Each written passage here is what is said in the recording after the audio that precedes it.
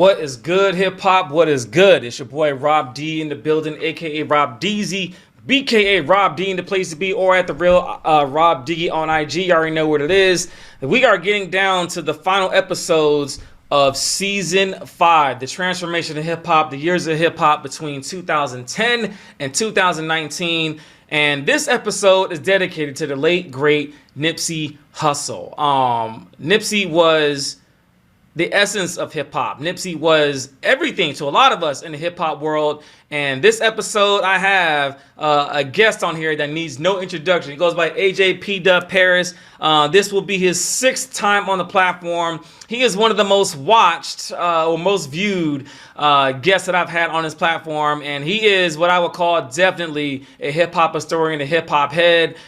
He is going to bring it for you all like he always does. And without further ado, we're just going to bring AJ in. So let me switch gears here, bring this brother in. This is my partner, my boy, my ace, and look what he has up here for you all, man. AJ, what's good? Unmute yourself when you're ready, homie. Representing that gorgeous Nipsey Hussle mural there, man. That's beautiful, bro. That's beautiful. You know, bring it in and talk to the people, man. What's good? Hey, what's up, my brother? What you up to? Man, I can't call it, man. Just thinking about hip hop. Thinking about Nipsey, just doing a lot of reflection. Nipsey, gone too soon, gone too early, and so have a lot of our greats. And when you leave a legacy behind, you get a chance to talk about it. And that's why we get to talk about Nipsey today, man. So what's been good, man? What you been up to? I think, so to give the audience some context, the last time that AJ was on the platform was the De La Soul episode, which put us over 20 more thousand views on the platform. People love that episode. AJ's a fan favorite. So thank you, AJ, for coming on, man. But what have you been up to, man? Like, what music are you listening to? What's been good, family? What's been good? Just busy, man. Just busy, work, busy. Checking out your shows. Trying to jump in there when I can, listen to what's going on with the dig, and that's about it, man. Doing my research and to be prepared for what you have in store. I was scared of this one, brother. I told you that when we were off camera. I was like, I don't know if I can do this one, man. Come on, man. Once a hip hop head, always a hip hop head. Come on, man. Like this one should be easy. This is Nipsey. This is an anticipated episode because so many people loved Nipsey Hussle. So without further ado, let's get into the tail of the tape real quick, ladies and gentlemen. Nipsey Hussle is a 2-time Grammy Award winner, 1-time BET Award winner for. It was actually his BET Award is on his humanitarian side. It was a humanitarian award that received the BET Hip Hop Awards. He was on the freshman class of XXL's magazine 2010, which was a loaded class. That was the one with, I want to say, Wale, J. Cole, Nipsey was on there as well. I think it was Big Sean was in that class also, so a big class. He was part of the freshman class of XXL in 2010. 13 mixtapes. We all know the mixtape, the Marathon series. My favorite is Crenshaw, and he had a fashion line called the Marathon as well too. But he only had one studio album. That studio album was nominated at the 61st Grammy Awards on February 10, 2019 for Album of the Year in Hip Hop and did not win, which I'm going to address as we get further along into this episode. However, Victory Lap dropped in February 2018, mostly produced by Mike and Keys. Shout out to Mike and Keys for most of the production on the album. It gives you the West Coast feel, bringing back the West Coast, but in a new millennium kind of style sound to it. We know the songs on Victory Lap. The first one, it starts out with the title track, Victory Lap, and he talks about AJ Vinci laugh because he said, "What the fuck I want to hit your CD for?" That's how I remember for the first song on the album, man. Rap Brothers, last time I checked with YG, which is a dope video too, by the way. Dedication with Kendrick Lamar. What else we got? We got Hustle and I think what's called Hustle and something else. I forgot the other word of it, but that's where he got the sample of Hard Knock Life from Jay-Z. He was a big fan of Jay-Z and Sean Puffy Combs. Sucker Proof, Grinding All My Life, Loaded Bases with CeeLo Green, Real Big feature Marsha Ambrosius, and the other songs I like on there is Double Up with Belly and Don Kennedy, which is another dope track on that album as well. But he had a lot of mixtapes, so like I mentioned, I can't get through all the mixtapes. The one that I did remember the most was Crenshaw. Crenshaw, for those of y'all that remember, when Nipsey was having the mixtape game on lock, he was selling for a lot of money. So he sold Crenshaw for $100 a piece. I mean, people were like, "What is this kid doing?" And lo and behold, if you sell 1,000 mixtapes for $100, that's $100,000 easy. And he owned all of the music, so all the money went to him. He was an independent artist. Genius marketing. So genius, in fact, it caught the eye of Jay-Z, who bought 100 of the mixtapes for $100. So it's just genius what this guy was doing. And that sets the premise for this afternoon. So thank you all for tuning in.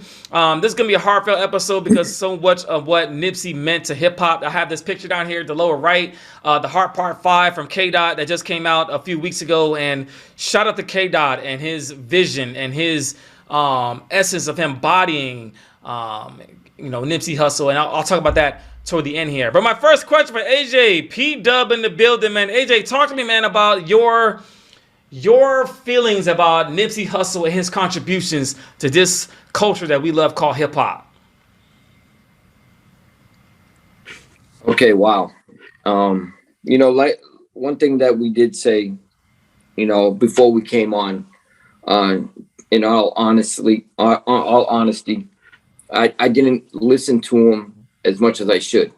And I became more of a fan when Victory Lap came out. Yeah. And I didn't hear much of him, growing up over the years, especially like, I guess when he became more popular more in like 2011, 2013 timeframe.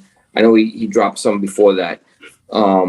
So in all honesty, I didn't, I can't speak on that, but this past week when you reminded me, you said, "Hey AJ, we got Nip, on Sunday." Yeah.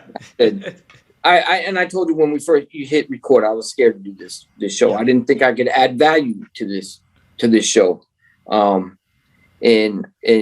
you cut me off. You're like, "Nah, AJ, you provide value to all my shows." And but I want to ensure that I provide value to your followers. And that's what I was worried about.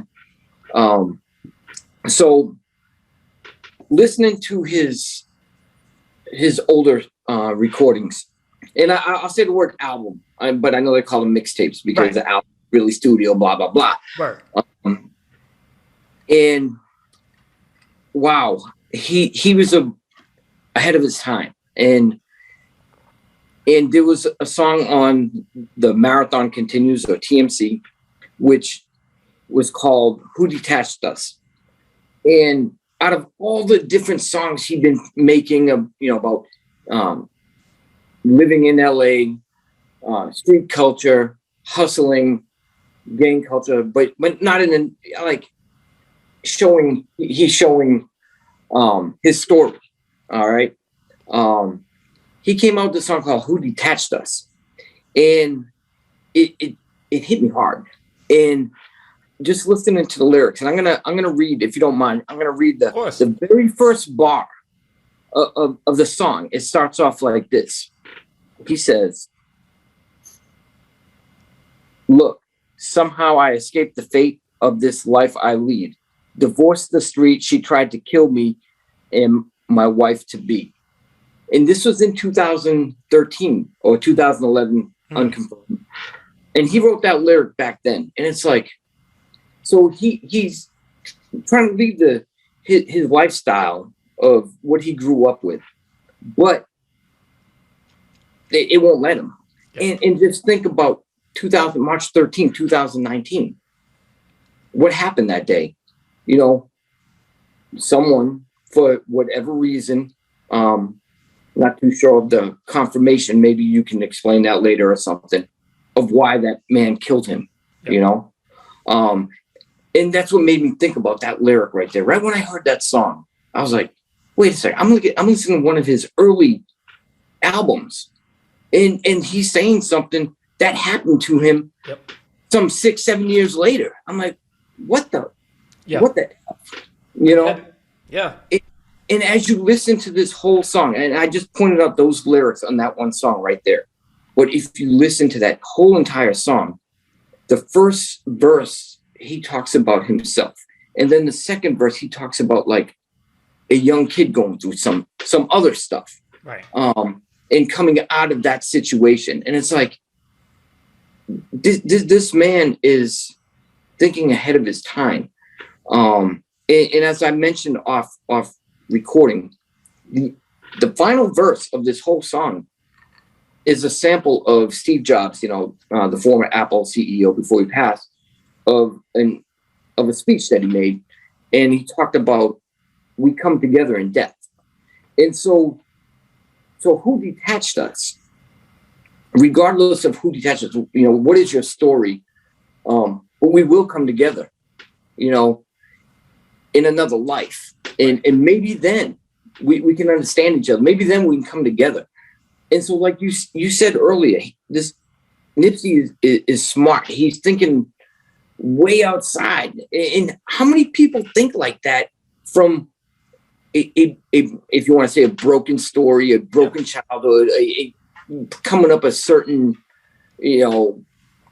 criteria, culture, the narrative that you won't make it, or the narrative of you're only going to be a certain level, the narrative that you're a certain stereotype, but he's thinking way ahead of his time. Yeah. And so, when I heard that song, like I said, it made me feel like I was on some reactionary YouTube video, and my son, and here I am with my son, he says, and he's like, hey, Dad, tell me about this song right here. And so that's what it made me feel. And that's another reason why I said I was so scared to do this show. How do I add value to your followers, to your listeners? Right. And this is what I think I can bring, in listening to his songs and what he stands for. Yeah, I would wholeheartedly agree, AJ, and that's an awesome way to kick things off because of what Nipsey meant to the community. Now, I mean, granted, he lived in Crenshaw, or came from Crenshaw, came from gang culture. He talked about that. He was in the Rolling 60s, Crip gang. But he in an interview. I mean, he has a lot of interviews out there, right? I mean, you can pick one out of the stack off YouTube, yeah. right? But any one of the interviews, but he was so articulate, so intelligent, so ahead of his time that he would talk about things that we weren't even ready to talk about, in regards to ownership, right? So talk to me about that part of it, AJ, because Nipsey Hussle was very early on understood the part of business, entrepreneurship, ownership. He owned his masters. Which is ironic because when we talked about De La Soul, they didn't own their masters at the time, which is ironic. Me and AJ are back again talking about masters and you know what I'm saying, like, and ownership. You know what I'm saying? So it's crazy how Nipsey was able to understand this early. So talk to me about where you think his influence is in regards to the business side of hip hop. Listening to some of his, his interviews, like on The Breakfast Club and a couple others, I noticed that he said that he studied independent label artists, such as Master P, in the beginnings of Jay-Z and Rockefeller and stuff like that, and Birdman. And he listened to that, and not only how they created their contracts and how they created their labels, he also listened to artists that got screwed over as well, and how those artists didn't understand and they just signed. And just signed for $50,000 or whatever, or 50,000 units and 15,000 a show. And he's like, and he made a statement like, we do too much work to only get 15,000 a show. Mm-hmm. And, and that made a lot of sense. And he took time. And so, and he said he studied a lot, and he reads a lot. And you listen to this man, he's always reading. He said he read several books and he studies a lot just to figure out how he can better himself and understand the music business. And that's how he learned to own his own master. Like you said earlier, he may not have sold a lot, but he owns a lot. Right. And his ownership creates value and creates stock and creates money and creates a whole bunch of other things. And what it created was him to be able to negotiate his ultimate contract when it comes to the big labels. And when it comes to that, one thing I want to point out is how you brought that up, and you brought his entrepreneurship, is that if you listen to his mixtapes, albums, okay, back from back in the day when he started, he promoted not himself, but he promoted his brand from the get-go. He promoted Marathon from the get-go. If you listen to maybe not every song, but several songs on each album I listen to, he's always talking about the Marathon. Right. And not in a way of buy my stuff, the Marathon. He's not talking about, oh, Louis this and Dolce this or whatever. He's talking about the Marathon. Yep. And he's explaining to you, he says, basically saying, watch out for my product, because it's going to be something that you, my listeners, my followers, my culture are going to be wearing, because this represents us. Because we're in a marathon, and a marathon is the longest running event, in any, track event or whatever, right. Because it keeps going. It takes a long time to complete. And so I believe that's what his concept was. It's not a sprint. It's not a 2-mile event.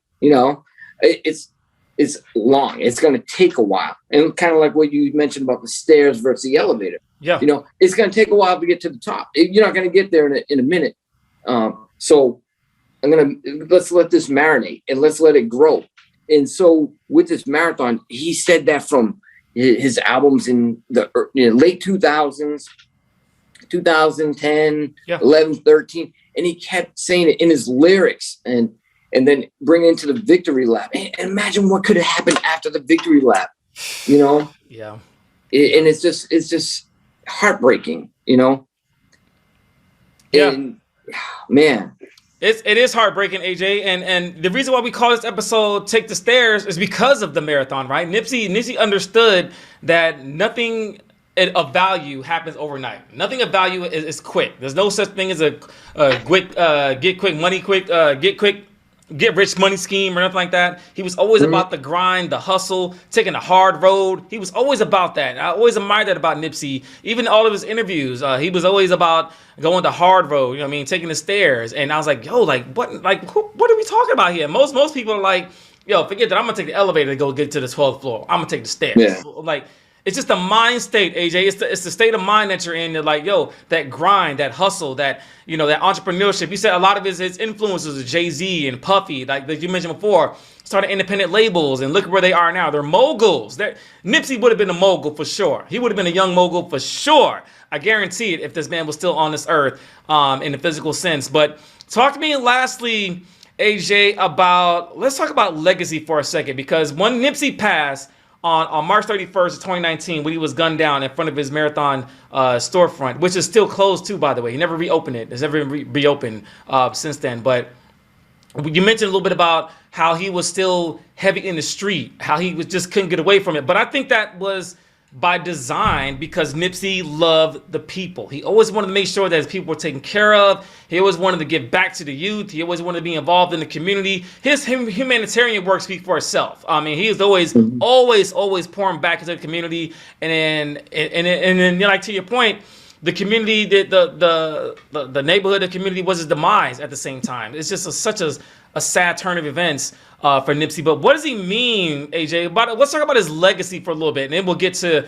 that picture down here to my lower right corner. That's what his legacy means right now, in my opinion. But I want to hear what yours is as well. When you think about Nipsey and what he means with his legacy to hip hop, how do you interpret that for us?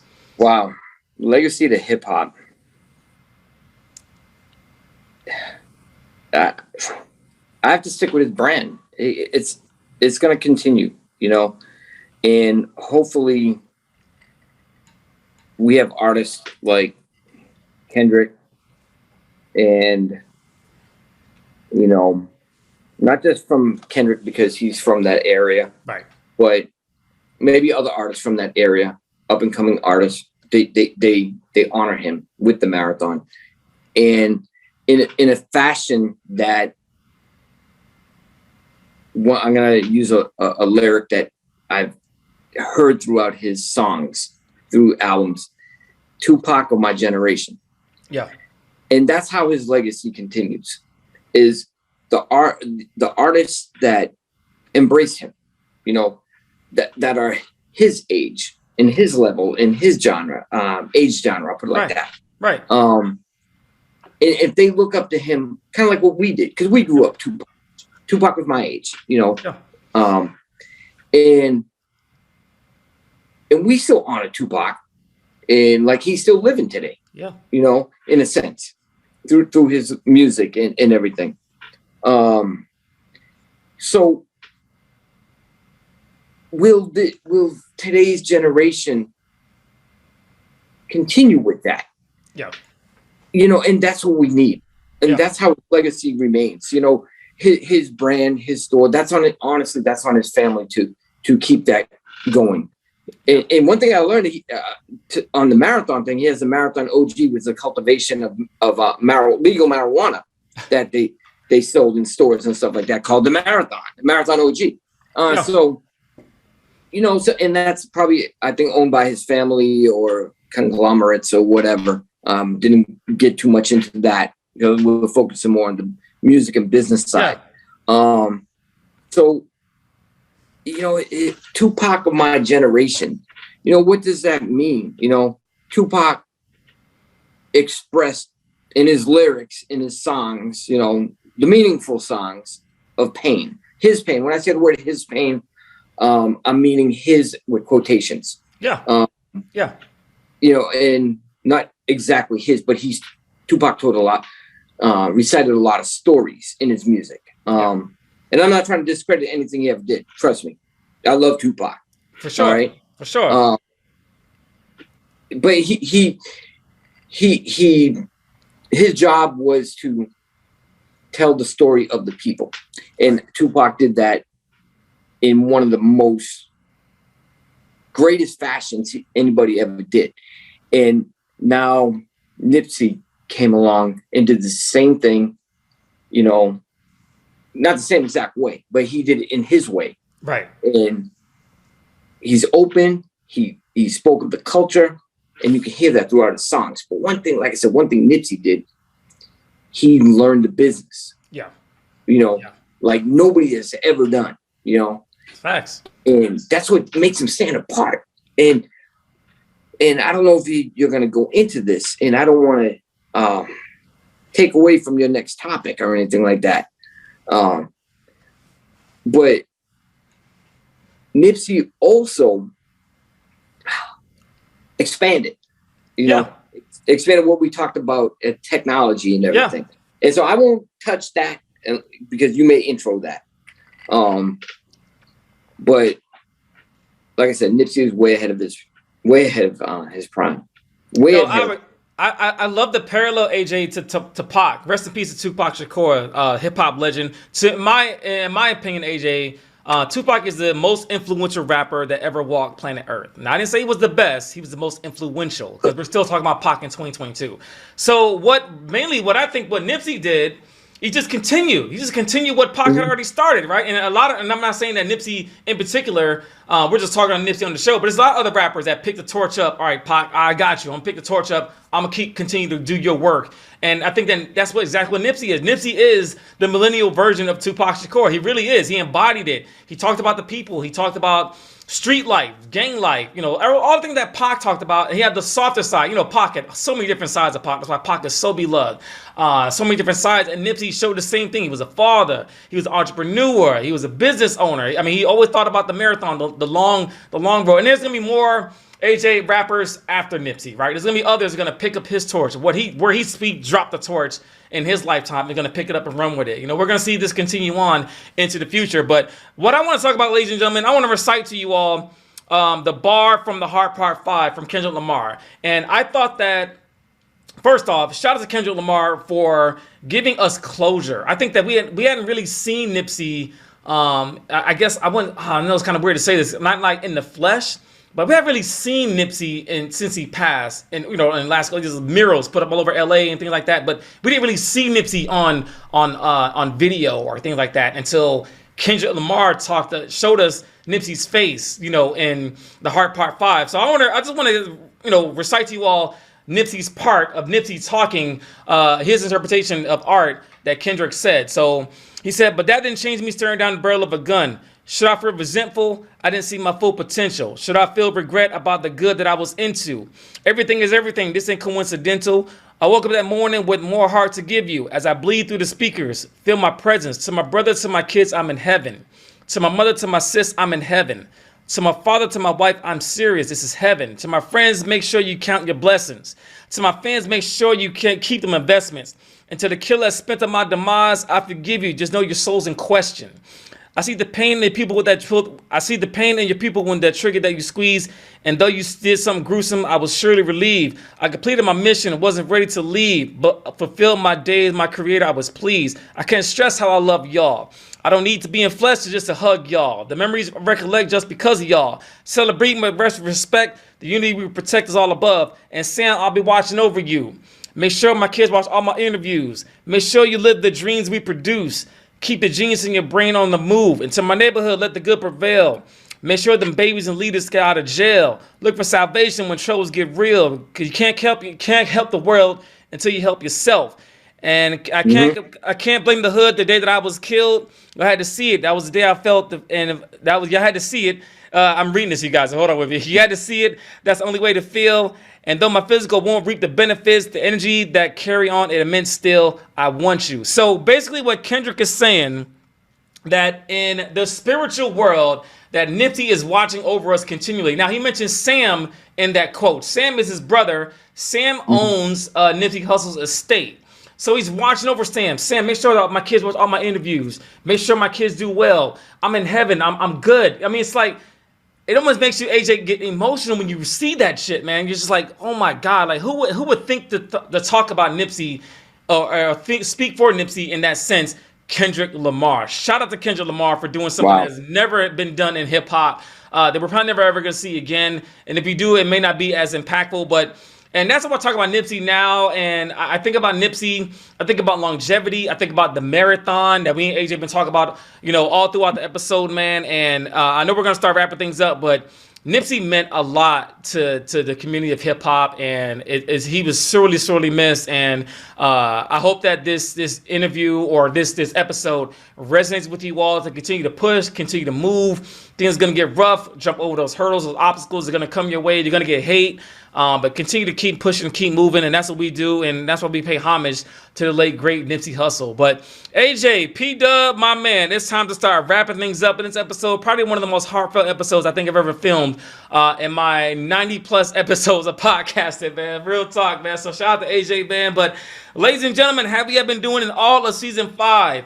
We're doing a hands up, don't shoot salute for Mr. Daunte Wright. So AJ, if you could join me by putting your hands up in the air for me one time, my brother.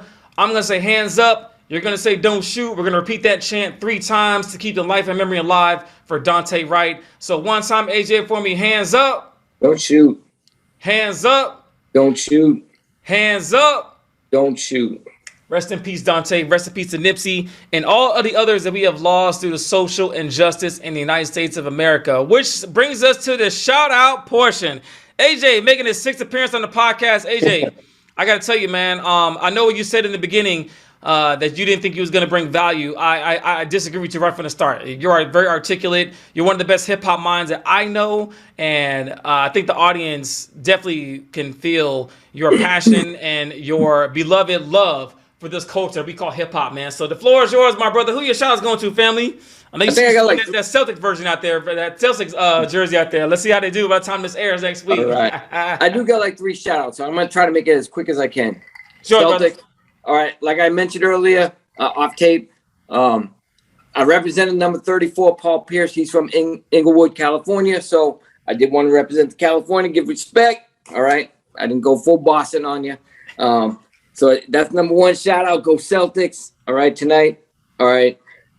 My other shout out, my artwork that I did show you was William K. Stidham. All right. I buy all my artwork from him. Freaking awesome. My other shout out, I just wanted to get this real quick. My son, John, J-Dub, he lives in Austin. When he inspired me to do this show. All right. Because Nipsey had such an impact in his life of being a youth, being around the same age, a little bit younger than Nips. And so one thing I wanted to point out, when Nipsey unfortunately passed, he organized in Austin, Texas. He organized a memorial at one of the parks in Austin at Givens Park. Okay. And he had a friend that worked at a radio station who helped organize it, who had connections with some vendors, some food trucks and everything. And he had a very peaceful, so he was the organizer, got all the connections, and he even said about 500 to 700 people attended. People from Austin, Houston, San Antonio. The turnout was great. Wow. It actually, Bloods and Crips came together, united against violence, and had respect for one another. Wow. And so that right there was the impact that Nipsey brought together. Wow. Wow. And so I just had to give a shout out to my son, John, J-Dub, in all. Wow. Shout out to you for bringing this culture of what we needed. Yes. To you. Shout out to AJ. Shout out to your son, man. That is incredible, man. If you get any pictures of that event, send them to me so I can share those on social media. We need to see more representation of that. And I don't know when it took place. I'm assuming it took place probably a little bit after Nipsey's death. I'm assuming right in that time frame. But shout out to your son, man. Have him reach out to us. I would definitely want to hear his story or interview him. And on top of that, we mentioned earlier in the episode, ladies and gentlemen, how Tupac was our generation of influence, and Nipsey is the millennial version of what I would say of Pac, and he influenced so many people. There's murals all over LA, all over the hip hop and all over hip hop about Nipsey. But I would tell you all that that's great, AJ, and definitely shout out to your son, shout out to your family, shout out to your artists. They provide you all the great art. So if you all don't know, AJ is a collector of art from Mr. Stitham. That gave him a mural of what we got. Beastie Boys. I think you showed me Bob Marley. What else? What are some of the other paintings you have from Stitham? Stitham, I got, like I said, Nipsey. I got Chris Cornell from Soundgarden, Kurt Cobain, Eddie Van Halen. I got Prince. That's dope, the Beastie man. Boys, and I even commissioned them to do one of me and my wife for. That's awesome, man. That's awesome, man. Yeah. Shout out, man. Shout out to folks making art, interpreting that and sharing that with the world. My shout outs are short, man. I just want to give a huge shout out to AJ P Dub, man, my partner in rhyme, who's been on the platform 6 times. And I know he said he was, nervous to get on here, but he did it right. I think we did a good service to Nipsey on the episode. So thank you, AJ, man. Much love to you and your family. Continue to prosper on. And that's all I got this week, man. And you guys, matter of fact, we're going to end this week on a moment of silence for Nipsey. I'll see you guys next week, man. Y'all know the slogan, man. Stay safe, stay humble, stay hip-hop. 100, man. Peace.